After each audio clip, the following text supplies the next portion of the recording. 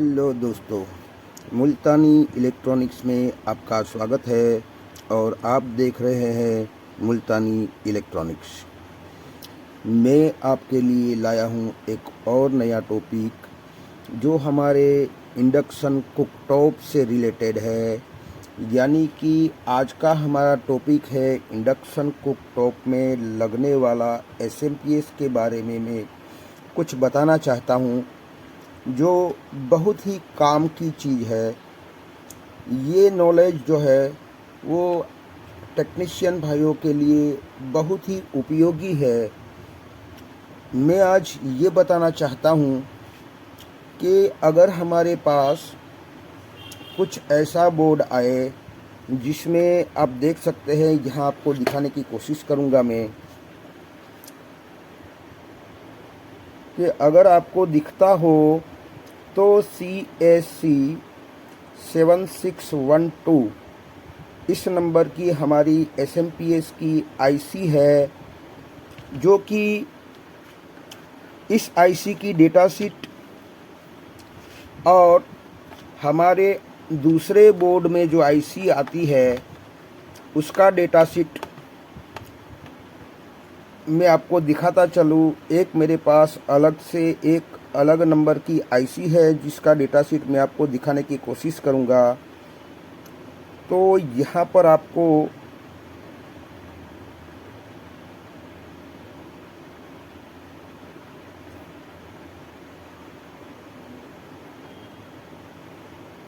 DK106 करके ये हमें यहाँ पर शो कर रही है।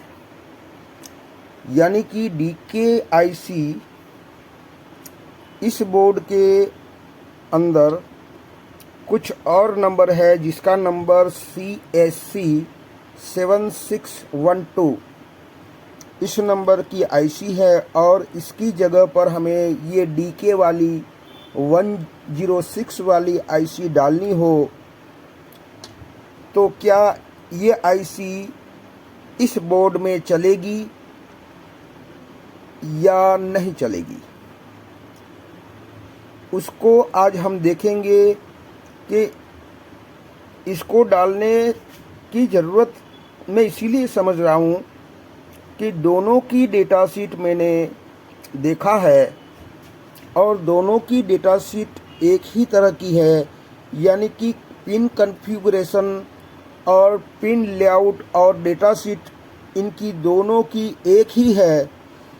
तो ये IC चलेगी तो कैसे चलेगी, इसका डायग्राम भी मैंने बनाया है। इसका भी डायग्राम है बनाया हुआ और इसका भी डायग्राम मेरे पास बनाया हुआ है। तो अगर हम इस IC को इसमें डालेंगे तो हमें क्या क्या उसमें फेरफार करना पड़ेगा, क्या क्या रिमूव करना पड़ेगा, उसकी डिटेल में आखिर में आपको मैं बताऊंगा। और अभी मैं समझाऊंगा इसी वीडियो में कि इसकी जगह पर अगर ये IC डालते हो तो हमें कौन कौन से पार्ट को रिमूव करना पड़ेगा और क्या कुछ करना पड़ेगा जिससे ये हमारी IC सही से इसमें इंस्टॉल करने से हमें आउटपुट सही देगी या चलेगी, वो मैं आज बताने वाला हूँ। और दूसरी बात मैं ये भी बता दूं कि आपको यहाँ पर शायद दिखता होगा, मैं आपको दिखाने की कोशिश करूँगा कि अगर आपको यहाँ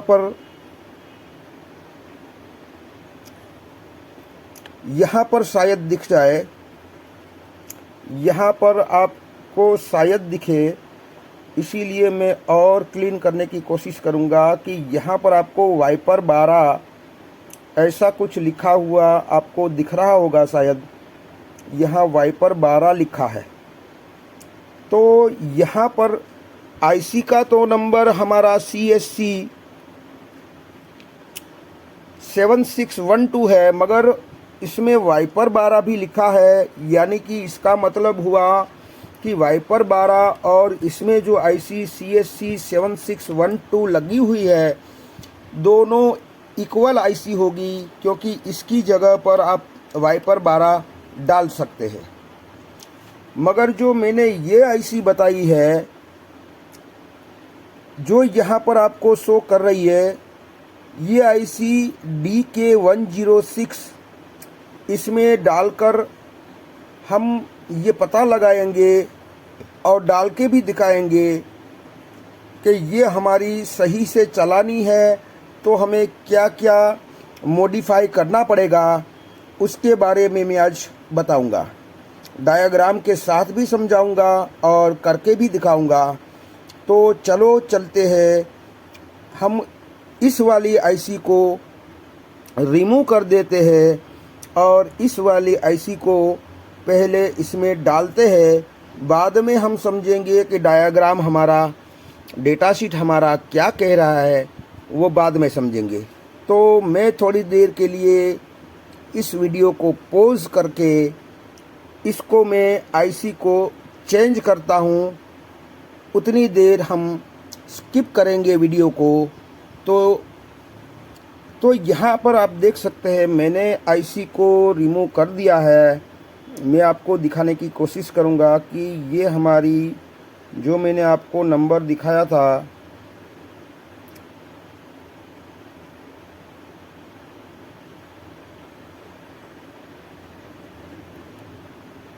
यानी कि CSC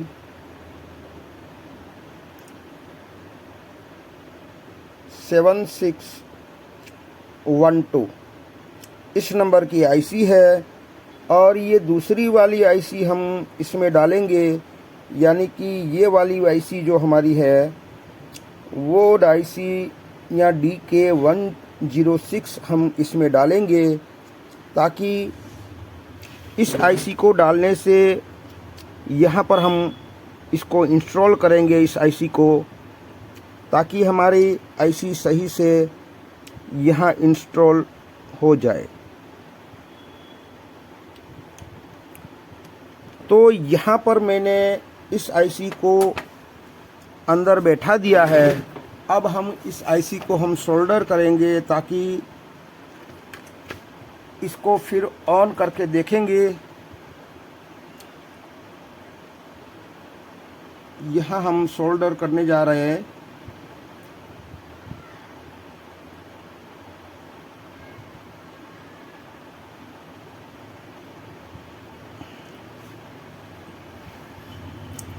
अब इसकी सफाई कर लेते हैं थोड़ी। तो यहाँ पर इसको थोड़ा साफ कर लेते हैं, ताकि शॉर्ट सर्किट ना रहे।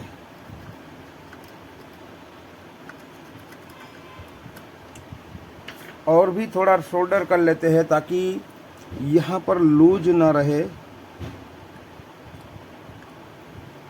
तो हमने यहाँ पर DK106 आईसी को यहाँ पर हमने डाल दिया है। आप देख सकते हैं, मैं आपको दिखाने की कोशिश करूँगा तो आपको दिखता होगा कि DK106 आईसी इंस्टॉल कर दी है मैंने। अब हमें देखना है कि ये आईसी इसमें वर्क करेगी या नहीं, वो हमें देखना है। उससे पहले हमें ये समझना है कि जो हमने आईसी अंदर से निकाली है, वो हमें कुछ ऐसे समझना है कि इसके अंदर से या तो वाइपर 12 निकली है, या तो ये कुछ अलग नंबर है, CSC 7612 नंबर की आईसी है, और वाइपर 12 है, वो दोनों एक ही है, यानी कि इक्वल है। तो अगर हमारे पास इस नंबर की आईसी हमारे पास नहीं है, और ये जो हमने DK106 आईसी डाली है वो हमारे पास है, तो क्या हम इसमें डाल सकते हैं या नहीं डाल सकते, उसके बारे में हमें जानकारी लेनी बहुत ज़रूरी होती है। तो वो जानकारी साझा करने के लिए हमें दोनों टाइप का डेटा शीट हमारे पास होना ज़रूरी है, यानी कि दोनों टाइप का सर्किट डायग्राम भी हमारे पास होगा। तो बड़ी आसानी के साथ इसको भी हम DK106 को भी हम डाल के इसे ऑन करवा सकते हैं। मगर पहले हम समझ लेते हैं डायग्राम में कि हम इसे किस तरीके से हम देखेंगे।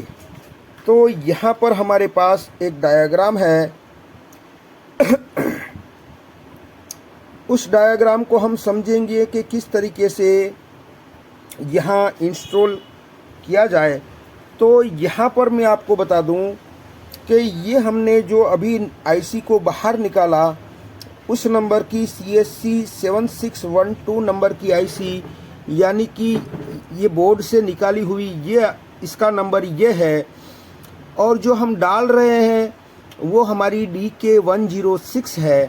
तो दोनों का डायग्राम हम देखेंगे तो दोनों कोई डायग्राम SMPS का पूरा डायग्राम है ये। तो आप देखेंगे कि यहाँ हमारी जो ये आईसी बोर्ड की ओरिजिनल आईसी है, उसका डेटा शीट यहाँ है।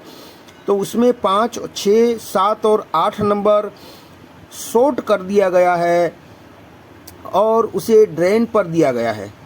उसी तरीके से अगर हम इसका डेटा शीट देखेंगे तो यहाँ पर भी हमें 5, 6, 7 और 8 शॉर्ट करके ड्रेन पर दिया गया है, यानी कि ड्रेन टर्मिनल पर इसको कनेक्ट किया है। यानी कि ये चारों पिन और ये चारों पिन आपस में मिल जाती है। कंपेयर करने से दोनों एक ही तरह के तरीके से दिखती है।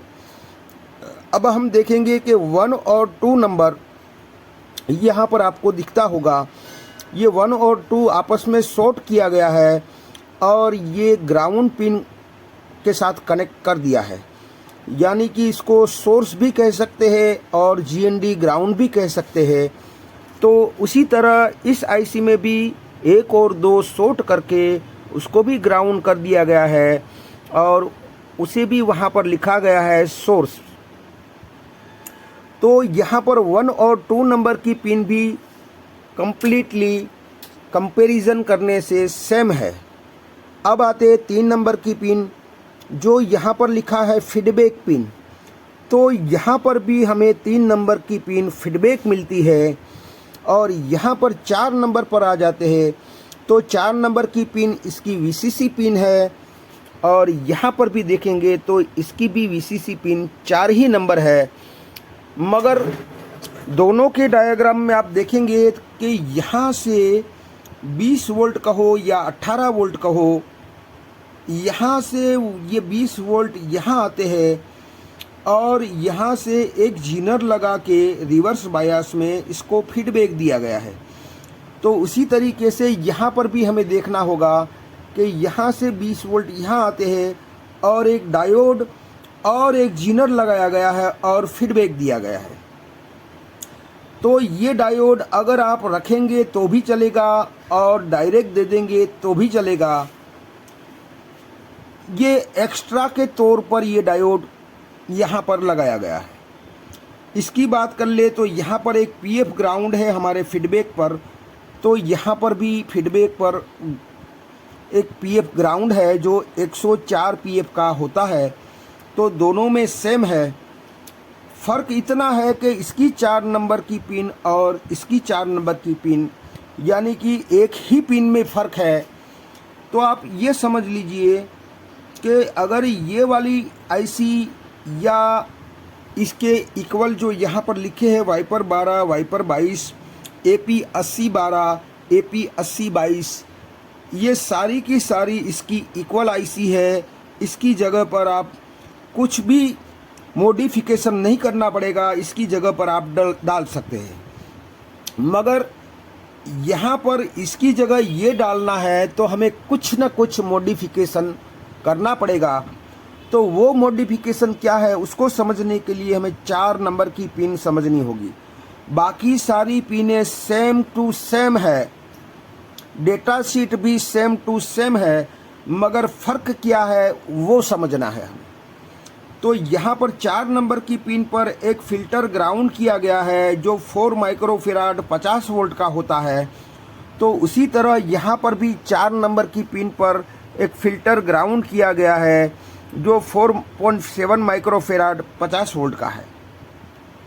तो दोनों में फ़िल्टर भी सेम है अब सेम क्या नहीं है, ये वाला डायोड जो है वो सेम नहीं है। वो कैसे? तो यहाँ से जो 20 वोल्ट आता है, यहाँ से डायोड के थ्रू इसको VCC मिलता है, यानी कि यही 20 वोल्ट यहाँ 4 नंबर की पिन पर आउटपुट से लेकर इसको इनपुट करवाया गया है। तो ये वाला 4 नंबर की पिन पर 20 वोल्ट आउटपुट से देना होता है, जबकि इस डिज़ाइन में आप देखोगे कि यहाँ पर किसी टाइप का डायोड या किसी टाइप का रजिस्टर या कोई अन्य पार्ट नहीं लगे हुए हैं, यानी कि बाहर से कुछ भी वोल्टेज यहाँ 4 नंबर की पिन से नहीं दिए जाते हैं। क्यों नहीं दिए जाते हैं? क्योंकि आईसी का इंटरनल स्ट्रक्चर ही कुछ ऐसा बना है कि वो इंटरनली ही अपना सप्लाई 4 नंबर पर आ जाता है, ले लेती है, बना लेती है।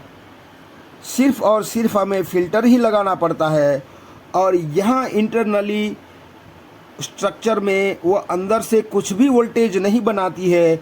इसीलिए यहाँ से बाहर से हमें इस 20 वोल्ट को यहाँ VCC के तौर पर देना पड़ता है, यानी कि ये आईसी अपना VCC खुद बना लेती है, बाहर से इसको VCC लेने की ज़रूरत नहीं पड़ती है। उस हिसाब से अगर ये आईसी हमें ये आईसी उठा के यहाँ हमें डालनी है, तो ये आईसी खुद से अपना VCC बना लेती है। तो ये जो VCC हमने दिया है, उस डायोड को हमें ओपन करवाना पड़ेगा, ये डायोड हमें निकाल देना पड़ेगा, क्योंकि आईसी खुद से ही बना लेती है VCC, और एक्स्ट्रा VCC की उसको कोई ज़रूरत नहीं है। तो हमें मॉडिफिकेशन के तौर पर हमें जो ये आईसी हमने निकाली है उसमें ये डायोड होगा, उस डायोड को हमें निकालना पड़ेगा, यानी कि पिन नंबर 4 पर जो डायोड लगा है उसको हमें रिमूव करना पड़ेगा, तब जाके ये आईसी इसमें सही से काम करेगी। तो अब हम बोर्ड पर आ जाते हैं कि बोर्ड हमारा क्या कहता है। तो यहाँ पर आप देख सकते हैं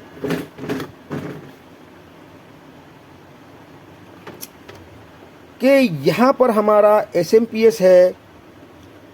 तो यहाँ पर 1 नंबर की पिन ये है, 2 नंबर की पिन ये है, 3 नंबर की पिन ये है, और 4 नंबर की पिन ये है। तो यहाँ 4 नंबर की पिन पर आप देखेंगे कि यहाँ पर थोड़ा सोल्डर लगा है, मैं उसको निकाल देता हूँ।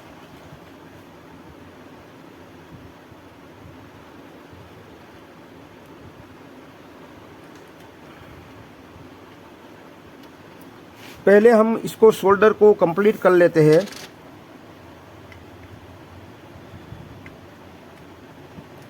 तो यहाँ हमने सोल्डर को कंप्लीट कर लिया है। यहाँ यानी कि इस 4 नंबर की पिन पर आप देखेंगे तो यहाँ पर आपको एक फ़िल्टर मिलेगा इन दोनों के बीच, जो हमारा 4.7 माइक्रोफेराड का, यानी कि आपको यहाँ पर दिखता होगा 50 वोल्ट का, 4.7 50 वोल्ट का यहाँ पर आपको, मेरी उंगली जहाँ पर है वहाँ पर आपको दिखता होगा।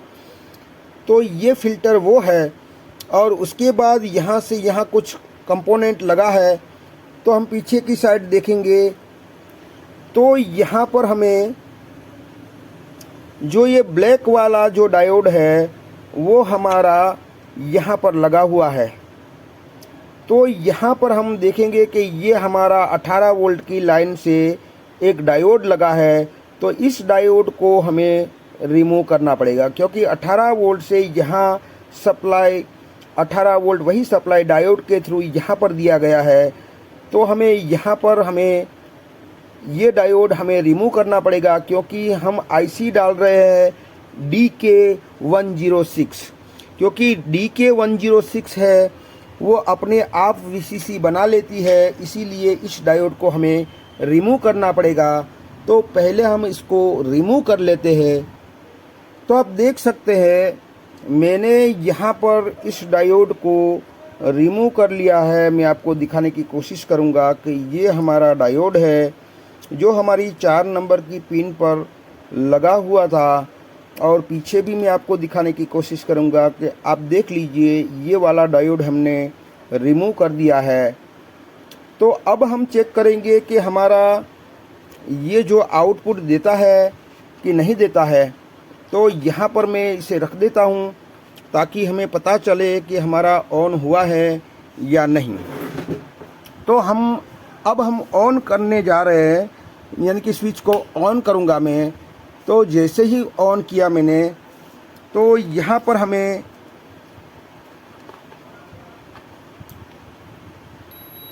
आप देख सकते हैं यहाँ पर हमारा ऑन हो चुका है, क्योंकि हमारा बोर्ड में लूज रहता है।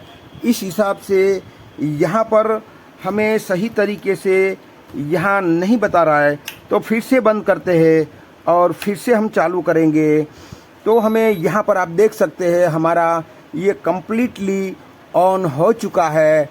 यानी कि आप देख सकते हैं ये हमारा ये वायर है जो हमारा सही तरीके से वर्क करता है, और ये हमारा बोर्ड ऑन हो चुका है। और यहाँ पर हमें हमारा सप्लाई भी कंप्लीट तरीके से यहाँ पर ऑन करवा दिया है। तो आपने देखा कि CAC 7612 या वाइपर 12 के बदले आप DK106 भी डाल सकते हैं, मगर कुछ आपको बदलाव इस डायोड को निकालना होगा, तब जाके आप इसको इंस्टॉल कर सकते हैं। तो आई होप कि आपको कुछ समझ में आया होगा, और आपकी समझ में कुछ आया है तो मेरी चैनल को लाइक कीजिए, सब्सक्राइब कीजिए, बेल आइकन को प्रेस कीजिए, और खुश रहिए। शब्बा खैर।